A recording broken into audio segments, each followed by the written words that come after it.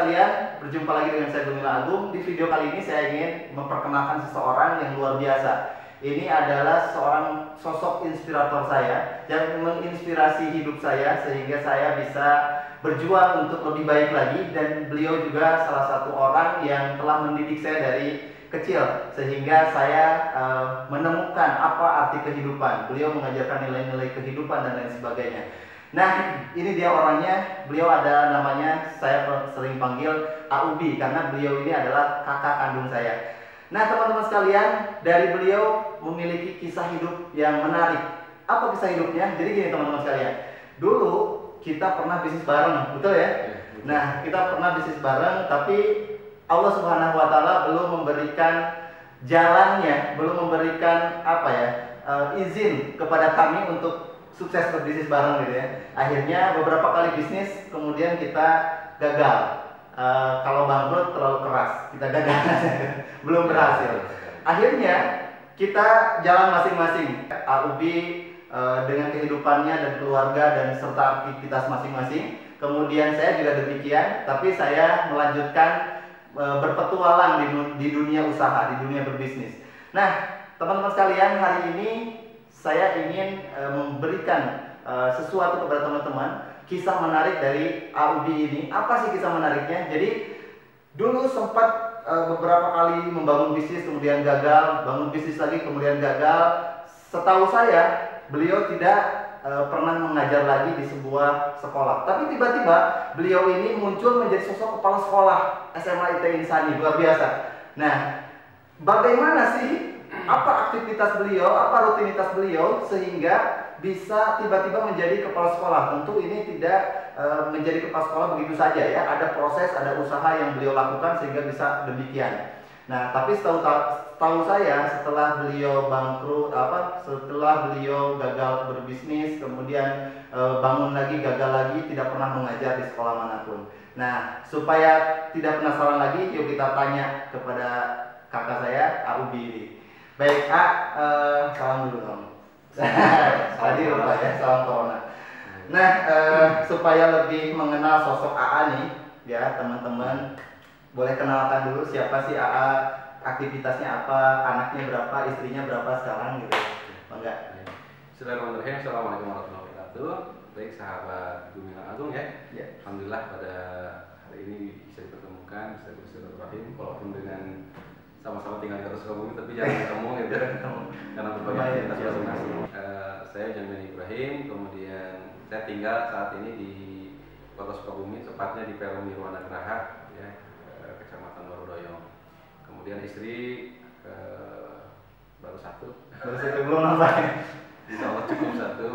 Istri anak baru 3 gitu ya.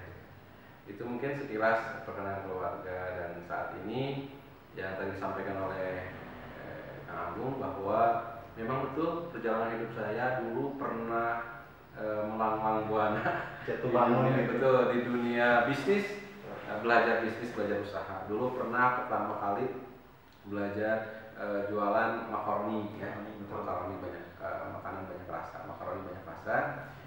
Tapi mungkin kurang lebih ada 1 tahun kurang ya, 1 tahun kurang ya. Dana habis gitu ya, modalnya nggak ada, kan untungnya juga nggak ada, makanya jadi utang, tinggal propertinya aja ya.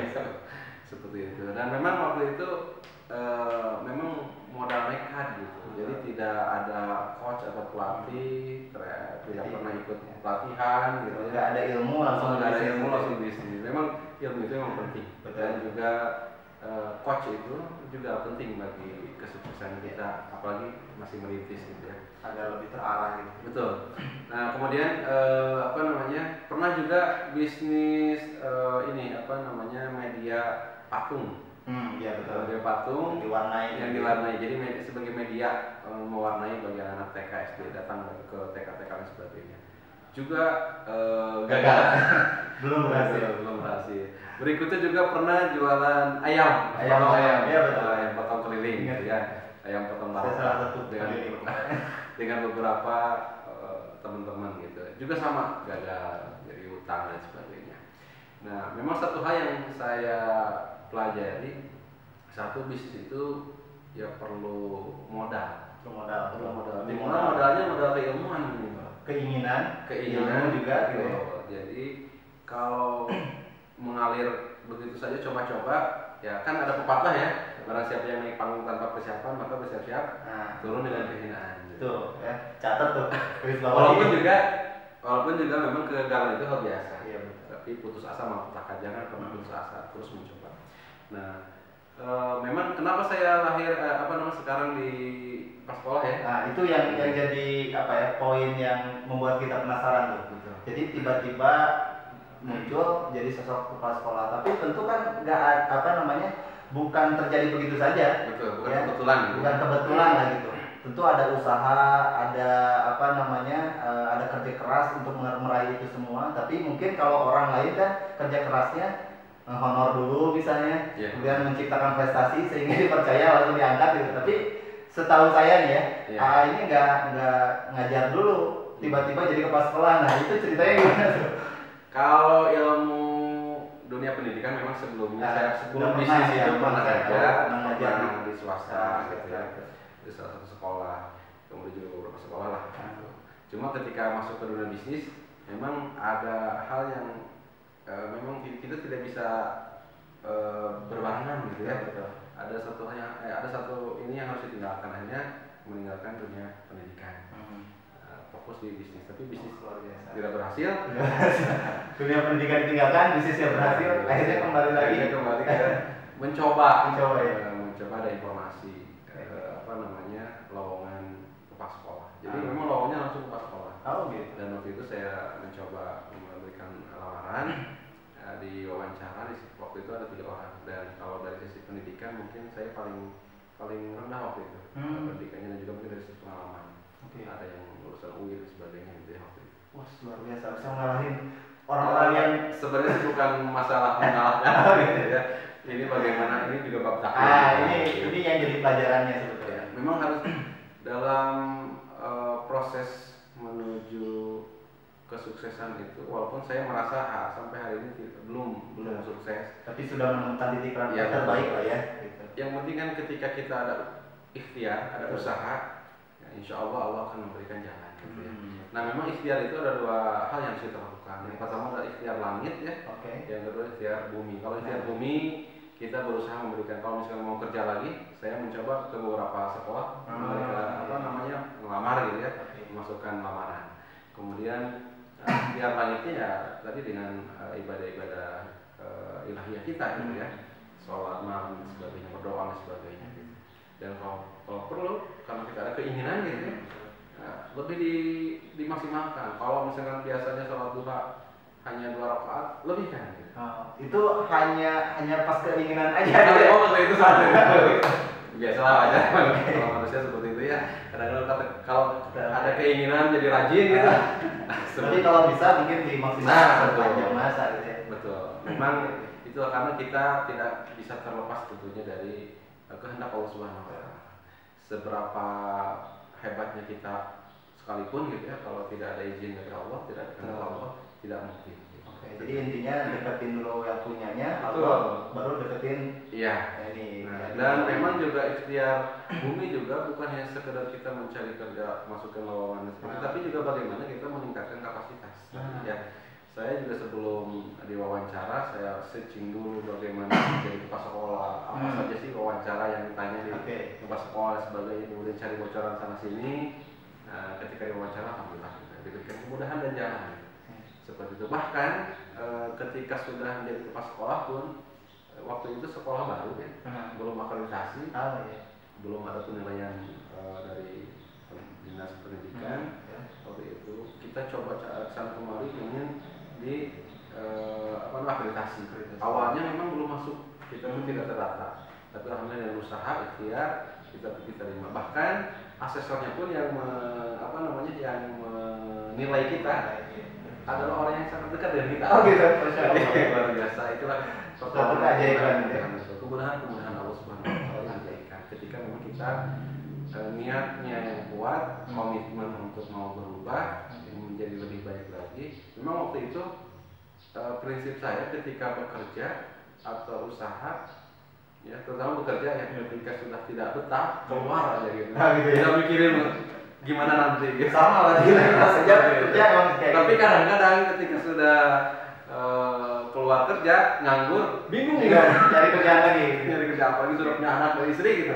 Masya Allah seperti itu. Tapi yakinlah kepada Allah ketika kita kuat untuk mau berubah, ingin lebih baik, dan niatkan usaha itu bagian dari ibadah kepada Allah Subhanahu Wa Taala. Kenapa? Karena ketika kita apalagi ada anak dan istri kita mencari nafkah gitu ya, bagian dari bagaimana kita menghidupi keluarga. Dan ini juga bagian dari jalan jihad kita sebagai seorang laki-laki, tanggung jawab kepada anak dan istri. Oke, luar biasa ya teman-teman sekalian. Jadi intinya yang saya tangkap tadi dari paparan Aub ini, ketika kita ingin menemukan titik terbaik dalam hidup kita, tentu walaupun sekilas dari kacamata manusia tidak melakukan apa-apa, tapi Allah Maha melihat kita. Jadi intinya tadi, pertama adalah perbaiki diri kita di hadapan Allah, pantaskan diri kita di hadapan Allah, ya, bahwa kita mampu, bahwa kita ingin berubah, betul-betul ingin berubah.